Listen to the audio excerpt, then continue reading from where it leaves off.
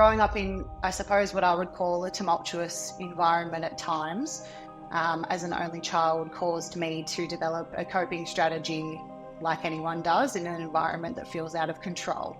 And my coping strategy happened to be bulimia nervosa, so an eating disorder. So I suppose to cope with the world, we all develop these behaviours that are either helpful to us in our lives, or they're maladaptive, so they're not helpful.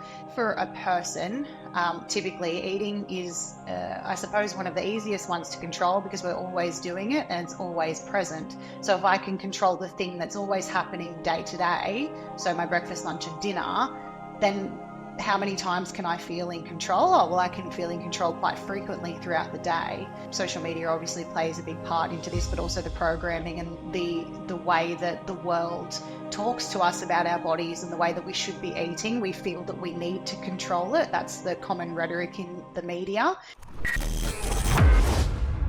Alrighty. Well, Bronte, thanks for joining the podcast. Thank you for having me. So, a place I don't usually start on this kind of topic, but I'd love to start with your story. Where you are now and how it all began. Any point would be suitable, whatever you feel is best, but I'd love to hear the story. Okay. So I guess I'm now the founder of Nourish Not Deprived, and the reason I founded the company was because of my upbringing. Both of my parents have disabilities. So my father has an autoimmune disease called interstitial cystitis, which is an autoimmune of the bladder. So he was on morphine for all of my life, really, until the last 2 years, when he's now on an immunosuppressant, which has absolutely changed his life, which is fantastic. But he was a very sick man when I was growing up. And unfortunately, he couldn't work as a result of his illness. And then my mother has a spinal condition called spondylolisthesis, which is like a degeneration of the spine. She had to have a fusion when I was young, and unfortunately it didn't work. And being the primary income earner, she unfortunately lost her job. And then not long after that, she ended up having a fall, and she now has an acquired brain injury. So my parents have had a really rough go, unfortunately. And growing up in that environment, and my parents are beautiful people, I should add, they are incredible. But anyone going through that amount of illness and also lack of financial, I suppose, freedom or availability causes tension in any household, no matter how strong you are and no matter how resilient you are. But growing up in, I suppose, what I would call a tumultuous environment at times, as an only child, caused me to develop a coping strategy like anyone does in an environment that feels out of control. And my coping strategy happened to be bulimia nervosa, so an eating disorder. I tried to access healthcare services, but my BMI wasn't deemed low enough at the time, so I couldn't access the service. And then I'm very fortunate that my brain works in the way that it does. So I attempted to actually put myself through eating disorder recovery once I was told what it was. I bought a lot of books, I did a lot of research, and I attempted to treat myself. And granted, it actually worked quite well. It's obviously not therapeutically appropriate for a child to be doing that. But I did that until I graduated from high school. And then once I graduated, I put myself into factory work. And then I paid for my eating disorder treatment. And once I did recover, I essentially made a vow to myself that if I could prevent that from happening ever again to anyone, that I would. So I decided to then go into dietetics as a profession, just because I always had a passion for food. I loved cooking, but also obviously my background of eating, the eating disorder, caused me to want to help people in the way that the dietitian that I worked with did. And then once I graduated from university, I basically started the company straight away. I was a sole trader to start, and then it ended up with people working under me. It sort of just happened. But yeah, that's, I suppose, the story in a nutshell. Yeah, and you mentioned something interesting there. So BMI, so I'm assuming BMI is body mass index. You said not low enough. So a criteria for getting funding for treatment of eating disorders is you need to have a low enough BMI. Is that what you're saying? So it depends on the eating disorder, but to fit the criteria of being diagnosed with a specific eating disorder, you do need to have certain criteria met, and my criteria just weren't met at the time, so I didn't qualify for the treatment. And it depends on the clinics that you go to as well. Certain clinics have certain criteria that you need to meet to get into their program, and the program that I wanted to get into on the Central Coast, or the only one that was accessible to me at the time, that was one of the criteria that I didn't meet. But it depends on the service, and also how many people in the area are actually needing that service as well. Sometimes they obviously will be a little bit more lenient if there's no one in that program, but because eating disorders are so prevalent, they are quite strict. So what is it about eating disorders that you think give people? So you mentioned your childhood and your upbringing. What is it about controlling what you ate that allowed you to feel in control? Is that the word is that the right wording, or how do we navigate that? And what does that look like for someone who maybe doesn't understand that? Because for me, I never had experiences with, I mean, maybe there's times where I'll overeat out of emotion, and I can understand that. But what is the, not logic, what's the emotion behind that, and how does that all work? Yeah, so I guess it's not logical, it's just a maladaptive behavior. So I suppose to cope with the world, we all develop these behaviors that are either helpful to us in our lives, or they're maladaptive, so they're not helpful. And for a woman, typically, eating is, well, actually, I will say for a person, typically eating is, I suppose, one of the easiest ones to control because we're always doing it and it's always present. So if I can control the thing that's always happening day to day, so my breakfast, lunch, and dinner, then how many times can I feel in control? Oh, well, I can feel in control quite frequently throughout the day. I think as well, social media obviously plays a big part into this, but also the programming and the way that the world talks to us about our bodies and the way that we should be eating. We feel that we need to control it. That's the common rhetoric in the media, that you need to control this and you need to control how you look. And as soon as we, I suppose, are struck with any form of trauma or, and again, an environment that we feel out of control in, typically we'll go for eating because that's, we're being told constantly you need to fix this and it needs to be something that you do control, and it only takes one little thing to happen for our brain to go, okay, well, now I'm going to do it. Does that make sense? It makes perfect sense. And I guess the other side of that is overeating, which is, I Good. mean, it's an emotional thing as well.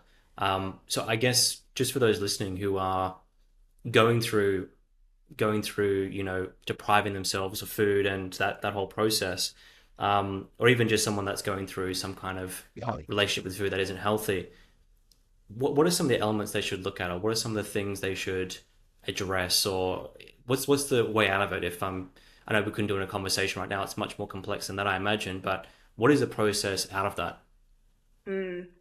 So I guess the first thing is identifying and being honest with yourself. So identifying that there's a problem and being honest with yourself that there is something that is causing you harm.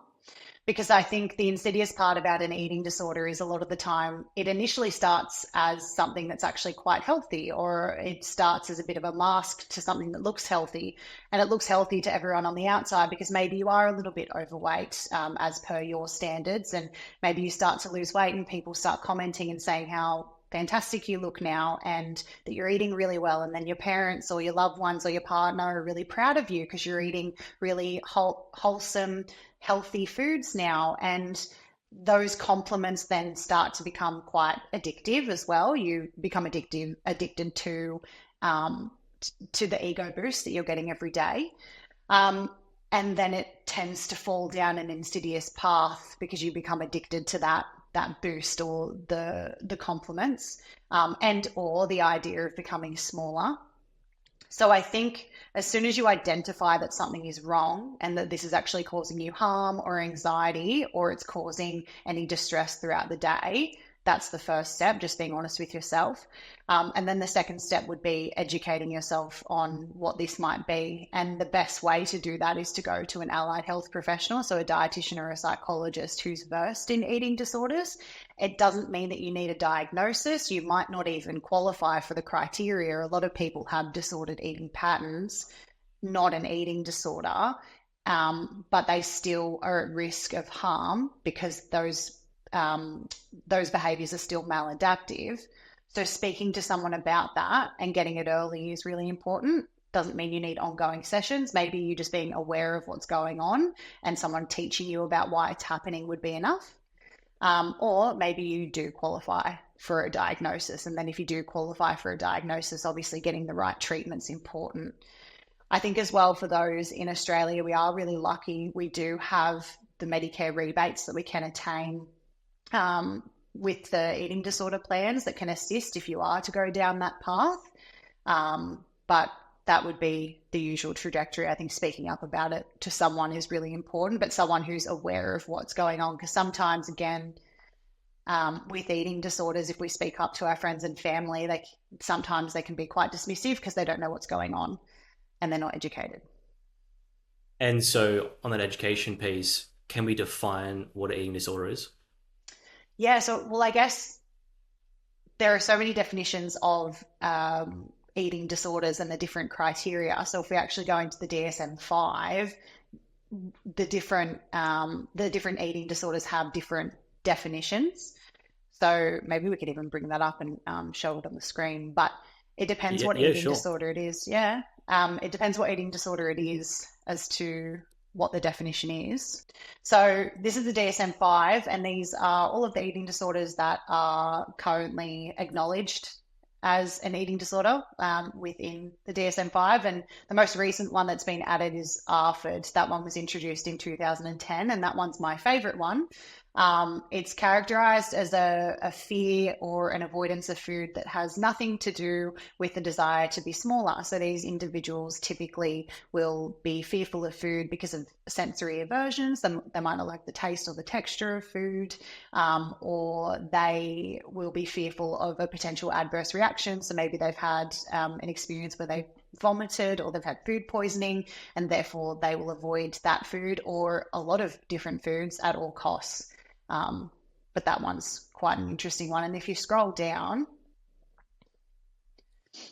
so you'll see, for instance, every eating disorder has a different definition. So anorexia nervosa, which is the one that most of us typically know about, the definition is here, and you require a restriction of energy intake relative to requirements leading to a significant low body weight.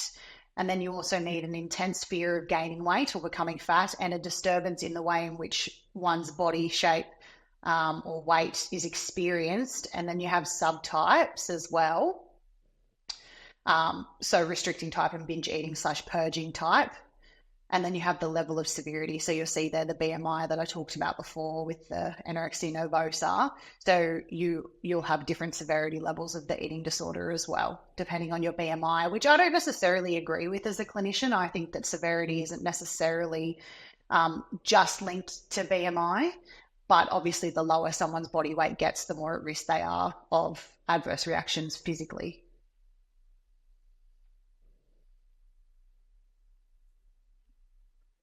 Yeah, and this is my one that I had. So, bulimia nervosa, for those who are unaware, is recurrent episodes of binge eating, as well as purging. So, an individual will overconsume, and then they typically will compensate. And compensatory behaviors doesn't mean just purging; it also can mean things like over exercising or under eating to try to compensate for the binging. But it needs to be done within a certain time frame and over a certain number of times per week as well. So for the level of severity, it needs to be an average of 1 to 3 episodes of inappropriate compensatory behaviours per week, for instance, all the way up to extreme, which can be an average of 14 or more episodes of inappropriate compensatory behaviours per week. It's quite an And where do insidious you see one. most people sitting, like from your experience of inside this field, where do most people sit on Um, this mild to extreme level? Yeah, so I would say typically mild to moderate, but again, self-assessment. A lot of individuals don't want to actually discuss how many purging episodes are occurring. It can be hard enough for them to admit that anything is happening. So just because they're saying 4 to 7 doesn't mean that that's actually what's going on. But I would say if we're doing a self-assessment, we're being told between 1 to 7, so in that mild to moderate. Then we have binge eating disorder. Yeah, so binge eating disorder, again, similar to bulimia nervosa, but these individuals will eat a large amount of food that is considered is considered a large amount in comparison to what someone else their size would typically eat. And that's obviously a very subjective definition, but you have other physical attributes that occur when you eat over that certain amount of food. So, feeling uncomfortably full and feeling stomach distension.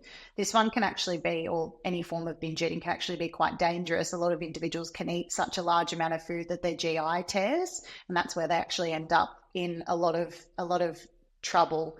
And I will mention too, eating disorders do have the highest mortality rate of all psychiatric illnesses. So, um, they are very dangerous disorders to leave alone, and that's why treatment's really important. Um, Typically, And with a how binge eating, often are people tearing their GI? Is that a regular it's occurrence? Like, is that, no, it's not super common, but it can occur. wow, So, okay. with these episodes as well, level of severity is based off how many episodes are happening per week, similar to the purging with bulimia. Can we expand this one a bit more? I Hmm. have a question around this on the topic of what is the reason behind. Okay, so a bit of context. For me, when I was younger, I would binge drink a lot, Mm. and the reason I did that was when I was 14, I would have a really hard time socializing with people. Like I have really bad social anxiety. And so the way that I dealt with that, like I felt this personality inside of me that wanted to come out, and but I couldn't express it because I was just so anxious all the time. So alcohol was my way of expressing that. So there was an altered state that came from that. My inhibitions were lowered, and that allowed me to be more expressive and more myself. And so I would binge drink. I would go from Friday to Sunday and drink, I don't know how many, I'd say, not even kidding, 100, 120 standard drinks over the space of a few days. And it became this habit. So when it comes to, so I see it as binge drinking, how does binge eating occur? Like, what is the psychological mechanisms behind that from your experience? Well, I guess I'll answer your question by asking you a question. Why do you think you overdrank? What was it doing? That's a very good question. Why do I think I overdrank? Well, I mean, I think a healthy place to start is the trigger was always the beginning trigger was social anxiety, and then it became habitual. But Hmm. towards the end, where it got really bad, it became a combination of competition with friends, and also at the same time running away from, I guess, internal pain. Mm, To put it simply, yeah. but it was. I don't know that that would be there if there wasn't. Well, I mean, I chose those individuals to be around, but I don't know if that would be there unless there was individuals around me that normalized it. So for me, it was quite normalized to, go out and party and do that, especially in Australian culture. 10 years ago was very normal, at least from where I was from. And maybe I have a bias around that, but it was a combination of those two things. It was running away from emotional pain, which I guess this could be as well. And then also, yeah, it was just normal. Mm. Thank you for sharing. Um, Right? so I guess yeah, you've really hit the nail on the head there. So with any maladaptive behavior, it's trying to soothe a pain that we feel we cannot soothe. So, specifically with anything that's like hand to mouth, we have a lot of sensory responses that can actually soothe our anxiety in that moment. So, like chewing on things can actually evoke an emotional regulation in us. So, there's that. It's actually regulating you. It's why, like, smokers, that hand to mouth movement's really hard to break too. It's not necessarily just the cigarette that's addictive. It's also the movement and what's happening when you're putting it in your mouth. Same with when you're drinking. Um, and I suppose you said that another reason was that you were over drinking or you were drinking quite a lot was because you were surrounded by it. I guess again with food, we're surrounded by it, right? It's the easiest thing for us to be maladaptive with. We're constantly eating. It's there all the time. It's something that we have to do. So it's easy for our brains to go, oh, well, this feels good when I put chocolate in my mouth. Let's keep doing that. And then you obviously continue with the dopamine hit, and then yeah, the cycle continues. And it's really, really hard to break, particularly because you can't just stop eating, right? So to teach someone to not overeat when they've got to face the fear of food every single day is so difficult. So a question on this, is there any cases that you've seen that binge eating happens with healthy food? Or is it always Yeah. bad food? No. Well, I would say there's no such thing as bad food. There you So go. I Okay, so like to say, yeah, let me just define. So, like when I say, okay, highly processed foods I know what you mean. versus more organic foods. Yeah, of course. So nutrient rich and less nutrient dense. That's my Yeah. verbiage. Yeah, 100%. Uh, Binging again, because you're getting that sensory release just from hand to mouth movements and it sitting in your mouth, that doesn't necessarily mean that you need to utilize non-nutrient rich foods. It's harder to overconsume foods that are high in fiber and high in protein because these foods typically fill you up. So one of the techniques that we actually use when we are treating people with binge eating disorder is to obviously implement more protein and fiber into their diet and to stop them restricting. So the more food that is fibrous and protein rich and high in fat and voluminous that I can implement into your day, the less likely you are to overconsume, because at some point your body is going to say you really need to stop. Whereas it's easier to overconsume things like chocolate and lollies because they don't have any of those nutrients that tell our brain, hey, we're full now from our GI. But it can still happen. So it's that we usually go for those foods because they typically give us that quick dopamine hit because of the way that they have been created. High in sugar and high in fat gives us a quick hit, but other foods can still be utilized as well. And I wonder also, and that question came from this place around, when we have kids that are upset, like here, have a lollipop, or here, have some of this. It's always tends to be a food that is sugary or highly Mm. processed. And it seems like a pattern of that is almost created from childhood where it's like you're upset, like here, like, or you throw a tantrum and you want some junk food, and that's where the pattern seems to start. Is there any truth to that? Mm. I would say the pattern doesn't actually typically start by you allowing someone to have something, despite popular belief. I think what happens is, so say in that instance, that child gets the lolly up until they're 13, and then maybe they've started to put on a little bit of weight, not because of the lolly, just because maybe they're growing and they're going through puberty. And then the parents go, okay, no more not lollies for you. That's when the binge eating can typically start to occur because now they've had something taken away from them and their brain will go into this response of reactance. Have you ever heard of that word before? No. So reactance is basically when you're told that you can't have something, you want it more. I call it the bad boy effect. So typically when you tell a young girl she's not allowed to have a boy, she's not allowed to have that boyfriend, she wants him so much more just because you've told her she can't have him. Same thing happens with food. As soon as we say to someone you're not allowed to have something, they start to overconsume. These individuals with binge eating disorder don't just randomly wake up one day and go, I'm going to overconsume. They start restricting first. And they start restricting, or they're being told that they shouldn't eat in some way or another. Either their family is restricting them, or they're restricting themselves, or social media is saying, stop eating that. And then it turns into a binge eating disorder once they've restricted. It doesn't just happen because they've been given lollies or chocolate and things like that. And I would say the more freedom that people have with food, typically the healthier they actually are with their relationship with food. Wow, that's so fascinating. I have so many more questions, but let's keep going on this list here. Okay. Um, so, at level of severity, Yep. So level of severity, 1 to 3 binge eating episodes per week, all up until 14 or more binge eating episodes per week. And I'll even say, so with my disorder, it got to the extreme. by the back end of it, and it was not fun. I would say the worst part of bulimia was the binging, um, because you just feel so out of control. It's a really weird experience.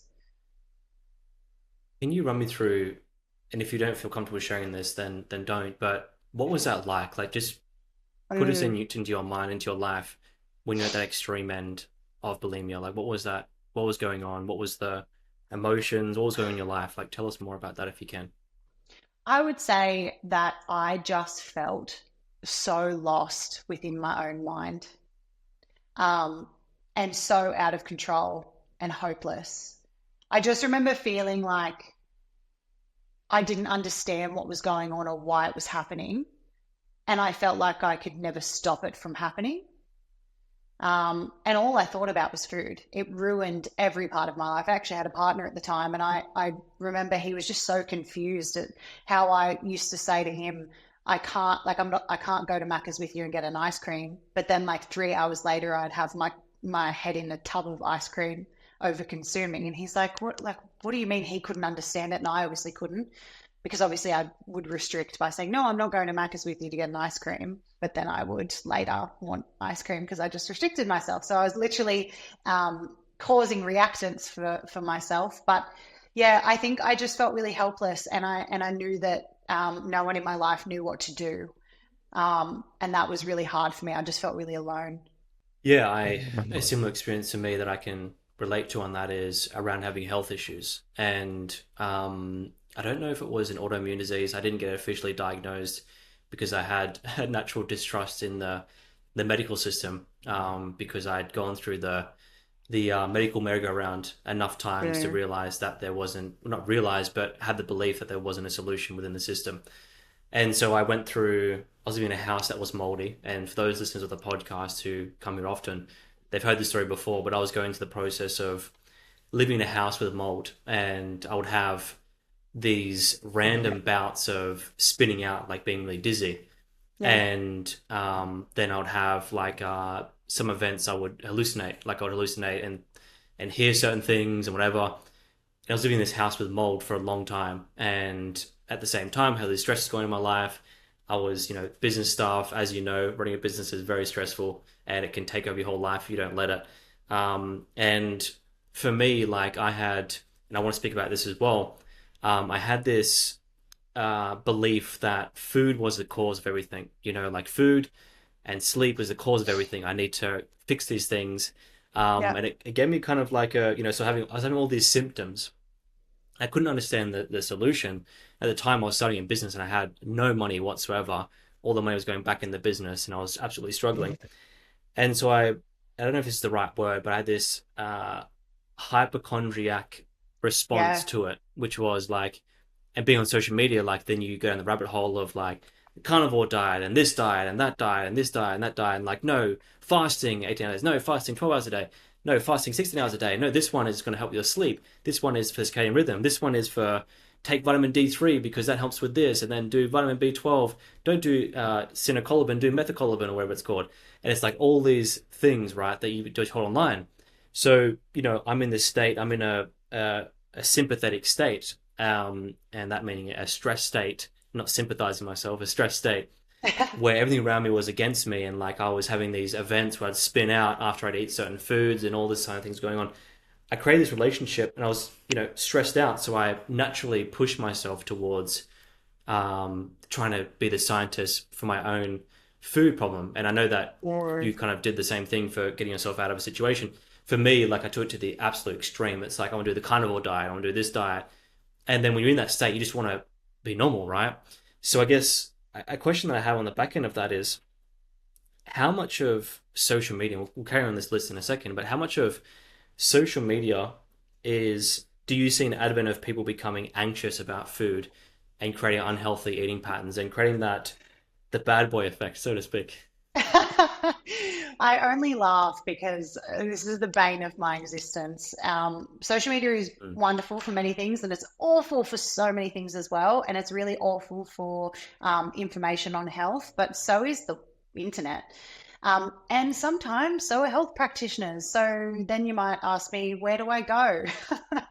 And the answer is you need to find an allied health either company or clinicians or a GP that you know you can trust because you build a relationship with them, you spend time getting to know them, and you know that over time they've actually helped you. And you can see in the way that they speak with you and the way that they have their appointments, they actually care about you. And if maybe they don't know something, they actually go away and research it themselves and they have a look at the systematic reviews for you and they don't just fob you off. And that takes a lot of time for a lot of people sometimes. And again, is why I created the company. It's to connect really good practitioners with people that need them in Australia. Because I find that finding good clinicians is really hard. And it leads people down the rabbit hole of feeling like they have no one. So, okay, I'm going to go to the internet or I'm going to try to research this myself. Or I have no idea how to review a meta analysis, but I'm going to give it a go because who else is going to save me if not me? And I think that's a really sad place to be. And I've been there and I understand it. But it shouldn't be that way. So I think if you find that the clinicians that you're going to, like your GP, that are supposed to be the people that you go to refer you on to the right clinicians, if you find that they're not doing their job, don't fob off all GPs. Keep searching until you find the right one. It's like finding a good relationship. If we all stopped at maybe the fifth person, we're like, nah, you sucked and I'm just done now, then we'd all end up nowhere. We're not all lucky enough to find that, high school sweetheart. It's the same Or sort of worse yet, thing. you blame yourself. Yes, or you blame yourself for not being able to find a good relationship or find a good practitioner, or I can't solve my own solution, so this is my fault and I'm failing as a human. That's not true. If you're not a doctor or you're not a specialist and that's not what you decided to be, even if you are, it's not your job to look after yourself. We've built a community around being a community. And I think we're becoming very individualized, and that's also what social media is breeding. It's very, oh, this is all about me and everyone needs to do this and be this way because I'm this way. And then we follow those people on social media thinking that we should be them and do what they're doing. And that sort of feeds that cycle as well. But I think in terms of, yeah, you said that like you felt like you had to be your own scientist. And I wonder how that went for you. Like, did you end up cutting out heaps of things? Did it cause a disordered relationship with food? What ended up happening? Oh yeah, great question, and thank you for asking that. I like when guests ask me a question because there's so much more to the story. Um, I think that I still have a relationship with eating that is not 100% healthy. Now, that being said, not all relationships, whether it be intimate or otherwise, or food, is always 100% healthy. But for me, I'll go down the story. So to begin with, when I went down that journey, since I was probably 15, right? So I guess to kind of unfurl it further, my belief is that a lot of the patterns that we have as people, and I'll get into the story of this for myself, but is that if we don't have, and this is not your parents' fault or your family's fault, but it's like well, I mean, sometimes it can be if you're under 18. I think that's a different story, but if we don't have an environment that is conducive to safety, where it's like, no matter what, I'm going to be okay, then you kind of try to find things outside of yourself. Now, for me, there was always a feeling that I needed to feel a hole inside of me. I need to feel this hole of, I don't feel right. I don't feel normal. I feel anxious. And the rest of the world is just normal, right? The rest of the world is completely normal, completely sane. And I'm just the crazy one, when it comes to being anxious or feeling these bouts of sadness or things like that. So I had that growing up. And when I was 14, I began the journey of, I had the first realization, the first organic thought in my mind around, I have the capacity to change the direction of my life. As you're a kid, you kind of, I think it maybe happens for earlier with some people, later for others. But as a teenager and as a kid, you kind of feel like the world is against you, right? And I felt that way until I was 14. And luckily I had the experience of the one night my mum said, I said to her, I'm bored, read a book. I actually listened to her and I read a book around how it was around Money and You by John Keogh. And it gave me the idea, if anything, that I had the power to change my future. Sure. And so I had this kind of conflict of like, I can change this myself. I had this power to change myself. On the other side, I feel so lost and so confused. I don't trust anyone else because not my whole upbringing, but a lot of my upbringing, I don't trust those people around me. So, and not all the time. There's obviously exceptions to that, and I don't blame my parents. I don't blame my upbringing. It was just my proclivity as a person, and also the circumstances in their life as well, because they had their things going on. So then, when I was 15, I started to look into diets and health, and then I followed the alkaline diet because Tony Robbins said that was the best diet. And then I followed another diet, and then as I started drinking, then the way that I would eat would change rapidly. Like I would binge drink and then have McDonald's and all these kind of things, then feel guilty about it, and then I would go in this path of eating clean for so long, and then the stories around that, and I'm sure a lot of people can relate to this. The stories around how you eat that influence how you eat, like it's about willpower. Like I gotta stay strong, and then this is around 2013, 2012 when I was about 19. Then I started to look at the different stories on social media. They weren't so plentiful as they are now, but around this food is bad for you and that food is bad for you and that food is good or this is bad. So then it became a process of like then Mark Hyman, the Ultramind solution, and then trying that diet, and then you got to avoid gluten and avoid these foods, and then it was always this kind of back and forth of like avoid this food or avoid that food, and then you kind of live in reaction to what you shouldn't and shouldn't eat, and then like you said, you have the bad boy effect, which is where you want to go towards those foods because you're desiring them so much, like you're depriving yourself of them. And then I guess long story short, where that's ended up now is for me, like I feel pretty happy with my relationship with food. I don't avoid foods too much to the point where I'm depriving myself of them. But I'd say that that I still have beliefs in my mind around food, that you need to avoid certain foods or go towards these certain foods, but less so now because I've realized that my symptoms towards situations in life is multivaried. It isn't just food. It isn't just like, oh, I had too much fat today, or I had too much gluten today, and therefore I'm feeling like this. It's like, what happened emotionally? What happened in your relationships in your life? How much did you work? Did you burn yourself out? There's so many things going on. So for me, I think I've changed and I say I think because it goes in and out sometimes, but I think I've changed my relationship to being like stress is and emotions are the main thing. And if I'm feeling stressed, I'm feeling burnt out, I'm feeling exhausted, that often leads to symptoms with food. Whereas if I'm feeling, present, calm, relaxed, I'm looking after my mental health, and I feel often fine. So I guess that's been a bit of a journey around food for myself. Thank you for sharing that again. I think that there's a few like powerful lessons in there.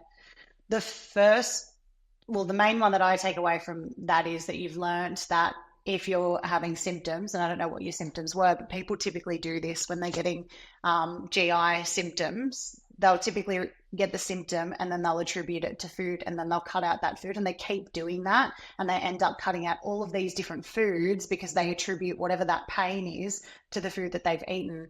And typically you see this with things like gluten and lactose intolerance, and people cutting out dairy and anything that has gluten in it, that can restrict, a high amount of grain from their diet, and also any form of calcium from dairy, which can cause long-term effects. And they do it inappropriately. They're not actually intolerant to lactose. They're not actually intolerant to gluten, or they don't have an allergy to gluten, but they've just self-diagnosed. And I saw my dad do this a lot with his illness. So he's autoimmune of the bladder. Anytime, and he went through this for quite a while, anytime he would feel pain, he would try to find what food was causing it, because there wasn't a lot known about interstitial cystitis back then. There's still not a lot known now, but there's a lot more known now than there was back then. And I saw him go through, I suppose, every bloody tea that he thought he should have, and cut out coffee, and cut out chili peppers, and then cut out all different types of meat, and then he did the vegan diet, and just everything. And it just looks draining. And it would have been. It even speaks about it now, because my father loves food, and that it's just debilitating trying to figure out what's wrong by yourself, for one, when nobody else knows why, and then cutting out the things that you love because you think that that's what's causing the pain, but you've got no idea. And what if you do get symptom relief because your body decides that day, oh, we're not going to have an autoimmune response because you're not as stressed? You're then forever going to think, oh, well, okay, because I cut out sugar, that's why I now don't have a symptom. And the insidious part about that is if it is a GI response or even just a body response, we can make ourselves feel things that aren't actually true. So if you think that you're going to have a response to something, you can make it happen, in particular if it's anxiety driven with your GI. But I know even for myself, right, like if I think that I'm going to have like an intolerance to a certain type of food, I've tested it on myself. I will have a response. It's because of the gut brain axis that we have within our system. But yeah, food and cutting things out, and intolerances and allergies that are really insidious because of that nature too. That you can make yourself feel things that isn't actually, there's nothing actually biologically happening. What is that called? Is that also some kind of eating disorder?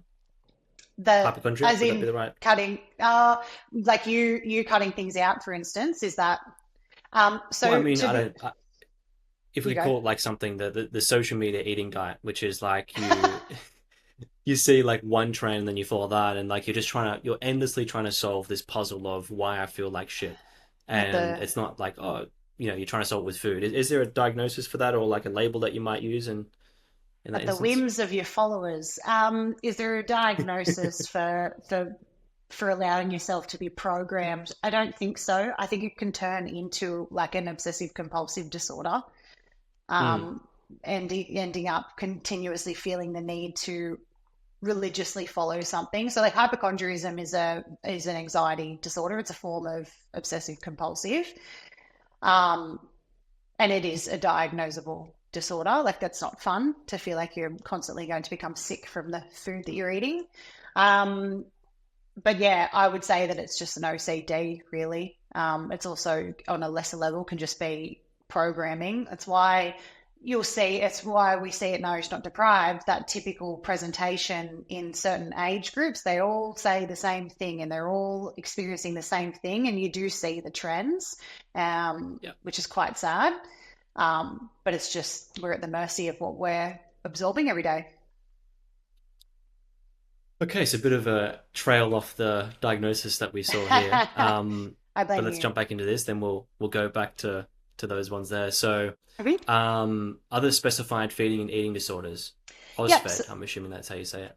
yeah, OSPD. So basically, these are eating disorders that don't fall into the other disorder DSM-5 characteristics. So atypical anorexia nervosa, for instance. So these individuals have all of the criteria for anorexia nervosa except the significant weight loss. So these individuals fall into normal BMI ranges. And then we have bulimia nervosa. So basically, these individuals don't purge or binge the same amount of frequency as the other diagnoses. Same with the binge eating disorder and then the purging disorder. And then night eating syndrome. This is the interesting one. I've only ever had one case of this, but basically, this is an individual who will wake up and eat continuously. So it's quite an interesting one. Wow. Okay, so in that one there, someone just spontaneously wakes up and they start eating. Is that during dreams, like a REM? Is that during when someone's asleep, or what is That they are typically the trip up? asleep. Yeah. Wow, that's fascinating. Mm. Okay, we have some other stuff here. Okay, Picker. interesting. Picker's fun. So picker is when someone will eat food or things that are not food. They're non-food substances and they need to eat it for more than a month. Um, Typically this is actually seen in pregnant women because they start to crave things like clay and ice and chalk. So they typically would chew on things that aren't appropriate to swallow or eat. The issue is that obviously, if it is accompanied by another mental illness like intellectual disability or schizophrenia or ASD, etc., that it can cause harm if swallowed.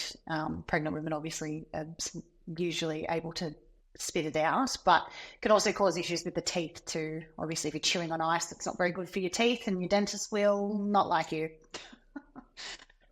So on that note, why do pregnant women get cravings for things? Is it directly correlated with actual nutritional needs? Not in this case, obviously, but is it directly correlated with nutritional needs, or is it just emotions?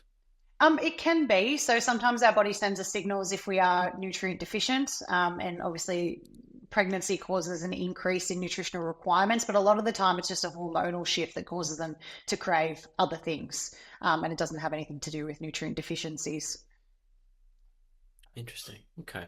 Now these ones, do we need to go through these ones? Is there some stuff you want to touch on with the rest of these, or does that cover I would most of the?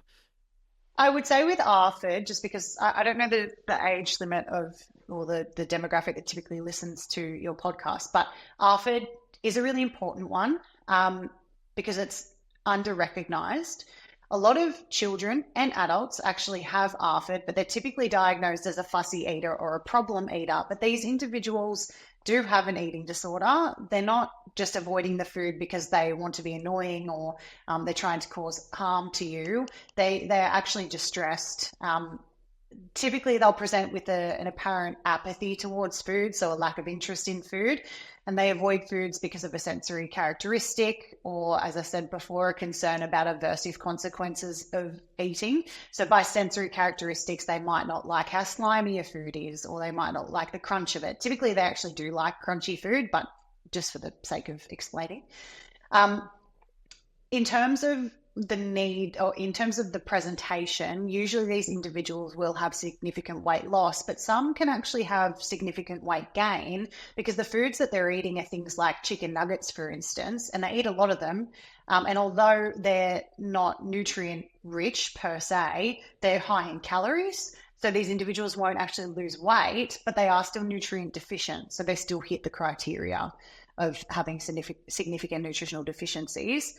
And then other times they have dependence on enteral feeding or oral nutrition supplements like Sustagen or Ensure. And then they have marked interference with psychosocial functioning. So psychosocial functioning is basically how your brain works. So your psychology, are you functioning? Is your mental health functioning, basically? And you fed. I actually don't know a lot about UFID. Let's see what it says. Applies to the presentation in which symptoms characteristic of a feeding and eating disorder that cause significant distress or impairment in social, occupational, and or important areas of functioning predominate, but do not meet the full criteria for any of the disorders in the feeding and eating disorder So diagnostic just class. So unspecified. basically, does not meet the criteria. Yeah. Okay.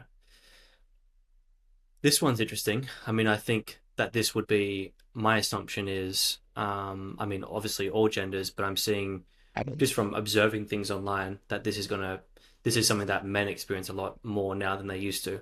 Uh-huh. Well, I mean, we all do, I think, because of social media. So, body dysmorphic disorder.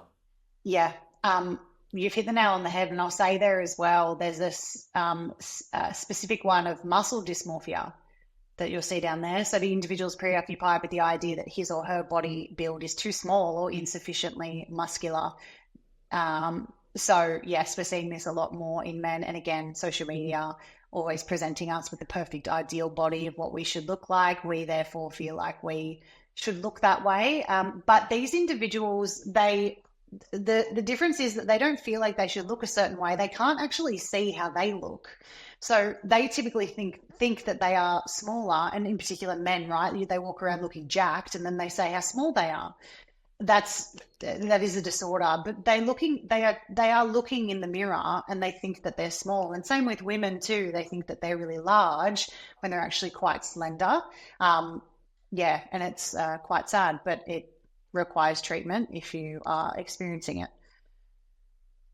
And on that, I want to touch on for everyday person a bit later on, but just on this topic, what is, and I'm using the word healthy arbitrarily, it can be different for everyone, I understand that, but what is a healthy, if someone is like, I need to be, 8% body fat, my abs need to be showing, some people are genetically like that, I understand, some aren't. But just can you speak to that, like body fat percentage and what the effects are of having, if you're not naturally a really low body fat, you're naturally, and tell me if I'm incorrect about naturally, as far as if that's natural or not, but if you're not naturally a low body fat, Um, what is the effects of seeing around 8-7% body fat for those people who want to be shredded 24/7? Mm. So I guess, um, firstly, to touch on whether it's natural or not, everyone has a predisposition in terms of their natural body shape, and some people do sit at a lower body fat percentage, and some people sit higher, and it's based off your genetics. Um, in terms of sitting at a low body fat percentage or lower than what is considered normal, the issues with that are obviously to get to that point, you need to sit in a caloric deficit. And when we sit in a caloric deficit, i.e., eat less, consume less calories than what our body requires every day, we're going to be sitting at a nutrient deficiency. Even if we do have supplements, the supplement absorption is not super high in terms of bioavailability, and it's really, really hard to meet your nutritional needs, even if you're not sitting at a caloric deficit. So we're at risk of sitting at a deficiency and then causing illness from that. And then sitting at a protein deficiency as well, which can then lead into issues with our muscles and our bones, for example. And I do see a lot of young people now presenting to our clinic with osteoporosis, for instance, when they've gone through a lot of cutting and bulking because they've not looked after their bone health. And that's obviously another causation of steroid use too, the bone health issue. But you just fall into dangerous territory if you're continuously trying to lower your body weight. And then I would also say hormone issues too. So as soon as you sit at a lower body fat percentage than what your body is naturally wanting you to, it starts to shut down certain areas. A lot of young women will start to lose their periods, so they'll experience amenorrhea, and a lot of young men will experience other issues that happen when we have low hormone levels. Wow. Okay then. And so orthorexia nervosa. So this one's an obsession with healthy eating. So basically eating clean or eating foods that are whole foods. And I would typically see this one a lot on social media. It's that obsession with only eating foods that are nutrient rich, and avoiding foods that are not. And so do you see this often or more in your clinic than what Uh, you used to? yeah, definitely. Social media has definitely caused this one to skyrocket. I would say a lot of people present as vegan, vegetarian, Paleolithic, um, and then it ends up going too far. Wow. Okay then. So what are the consequences of this? So let's break down some myths around this because I think this is a huge one. Mm. Um, so someone who, and again, we can use my example if we want to, but someone who's scrolling through social media, they want to be healthy. Maybe they are healthy. Maybe they just have some, they feel tired sometimes, and they attribute that to the foods they eat because everyone's telling them that dairy's bad, gluten's bad, this is bad, that's bad. You need to have vegan diet, which is paleo vegan. No, you need to have a gluten-free diet because that causes this, and you need to do this. So someone who's hearing all this information, right, and it tends to be those who are more prone to anxiety, because those who aren't prone to anxiety are just like, oh, I feel okay. It is what it is. It's normal. Those who are prone to anxiety are like, no, this is crazy. I need to fix this. What are Uh, some, I guess, myths around clean eating? a myth. Well, it's not required. I think a lot of people think that you need to eat clean to live a healthy life, and when you have any ounce of sugar, that you'll get cancer. And that's just not true. Anything in excess can cause issues. I would say majority of the time, I would like most individuals to be having whole foods if they can, if it's available to them, because a lot of the time it's not. And some people live in low SES areas and it's just not available and you have to make do. But if you can, then whole foods are predominantly better to consume majority of the time. But we don't just eat foods for fuel, we also eat food for socialization and for cultural reasons and for pleasure. And that's a part of being a human, right? We have birthday parties with cakes for a reason. At a funeral, we have food to mourn. And when we like someone, we buy them chocolates. We do that for a reason. It's just what we do as a culture. The issue, I suppose, is again anything in excess. and anything completely removed can be an issue unless you have an allergic reaction to it. Because again, that reactance occurs if we remove it, and overconsumption can obviously cause issues. But fun fact, when I had my eating disorder, I overconsumed carrots, and I turned orange. So I had something called carotenemia, which is a basically like a like sort of a poisoning. It's an overconsumption of beta carotene, which is like the orange pigment in carrots. And I consumed so many carrots that my scalp, my hands, and the bottom of my feet started to turn orange. And I also started to lose my vision. So anything in excess can cause issues. Um, and I guess the main point I have on orthorexia is, or just in terms of like any way that you want to eat, right? You can eat however you want, but if anything is starting to cause you distress or cause issues with your social life, or any form of your life, your mental health, your physical health, your social life, if something becomes unbalanced, then there's an issue. If not, then you're fine. So that would be, yeah, those are my points on ON. The two questions. Yeah. Define excessive. Anything that causes you harm. So I might be asking myself here, but if someone sits down and has a whole block of chocolate, is that excessive? What else have they eaten for the day, and why are they eating the whole block of chocolate? Good questions. Let's say that they do that 2 or 3 times a week after a meal, as a way to watch a movie and unwind. Does it make them feel good? Yes, Okay. And is it causing any adverse reaction? not apparently so. I don't see a problem. Great. And so what is that frame of thinking that you just went through then? Like, so I want, for those who are listening, and so that was with me, for example, like I love to have a block of chocolate, but everyone tells me, not everyone, I think to myself that it's excessive and I I knew shouldn't it be was doing it. you. And I feel, yeah, well, of course. I was shy about it though, so I pretended like I wasn't. Um, so so that in my mind, I'm thinking to myself, and I want to look for a framework. Obviously, see an allied healthcare professional. You know, if you have the resource to do it, some people don't. They just don't Mhm. have access. They don't have the belief system to do that. For someone, you know, for myself, I like to do that every now and then. I do that probably twice a week, sometimes once a week. I'll sit down and do that as what I would call a treat. We can speak about the language around that as well. But for those listening, what is the framework around that question that you just did then? Like, what can people do in their own personal lives if they feel overly conscious about food? Hmm. So I guess what I did was I tried to see if it was an issue in any way, and not an issue because society tells you it's an issue, but an issue in your actual life.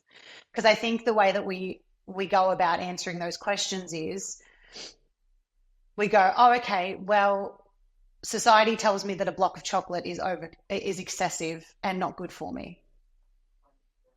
I don't know why, but they told me that. And then we base our actions off what society tells us.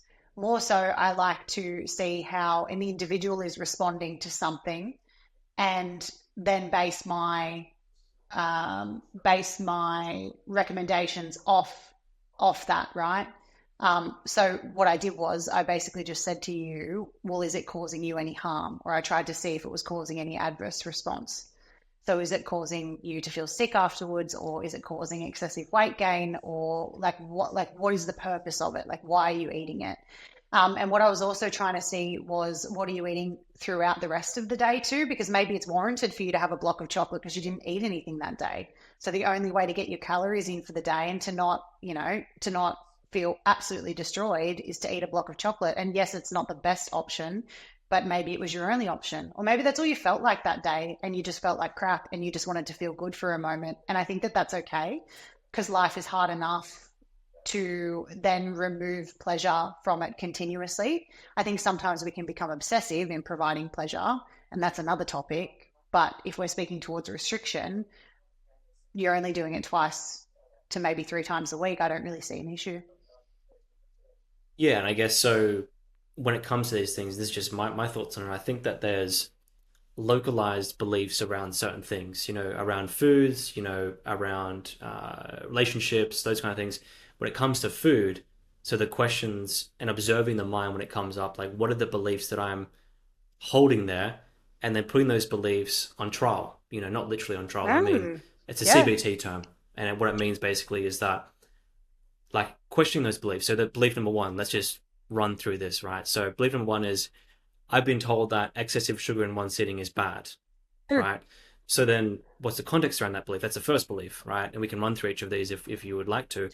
Number two is that I shouldn't have mm, certain foods close to bed, or, within 3 hours of bed. Having this, 3.5 hours is going to affect my sleep. Number four, or number three, sorry, would have to be, I want to get down to a certain body fat percentage.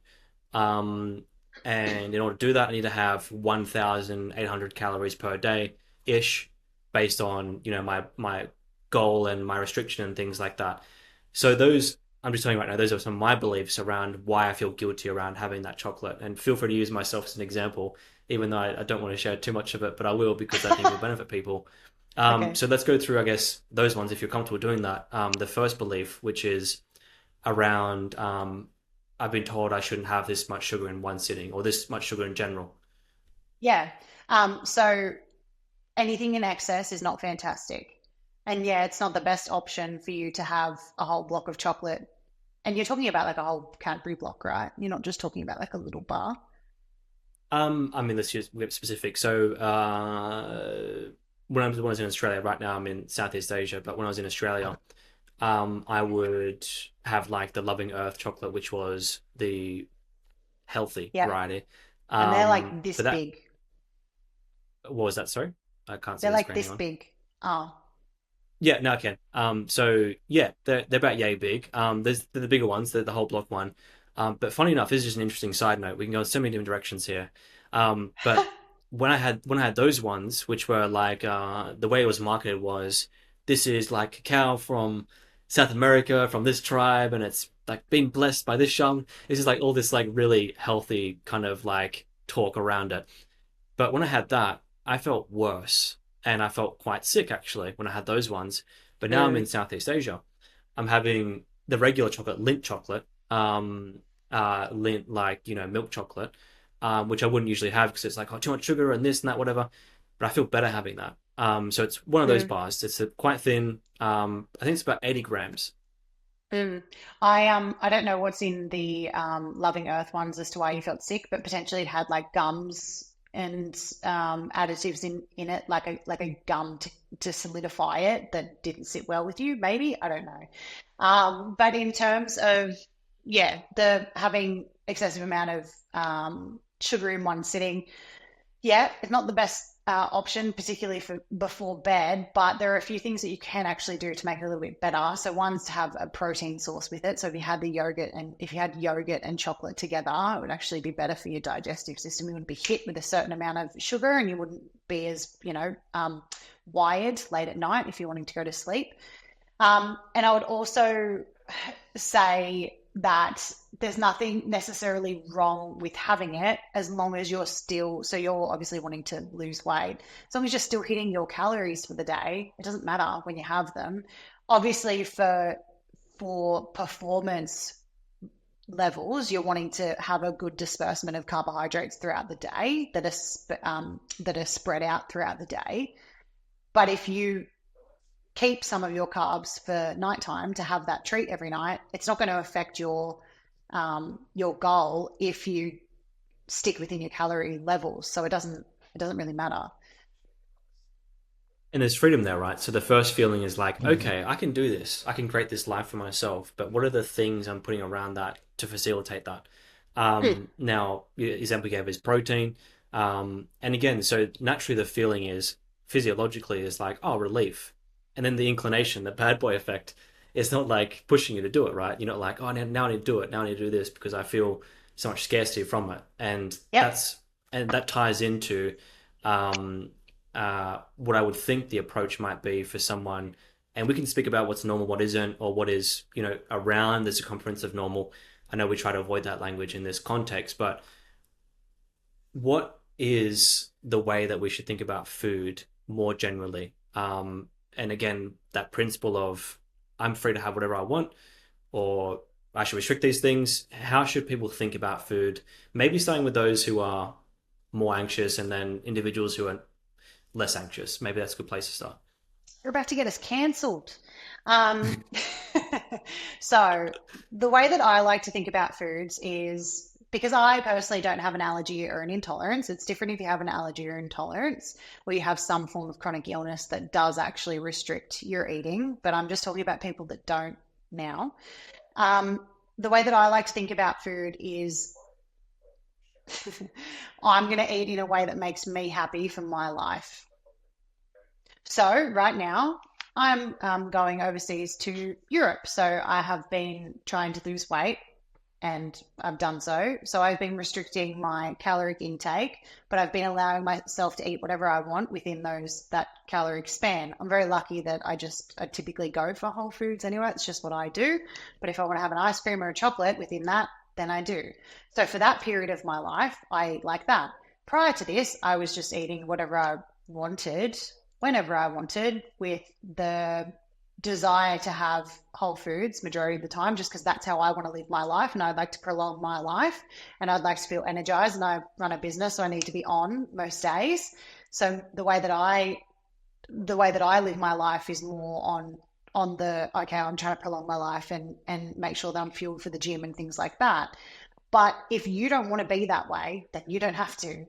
So I guess like the way I like to think about it is you need to first figure out who you are and what kind of life you want to live, and then form the way that you eat around that.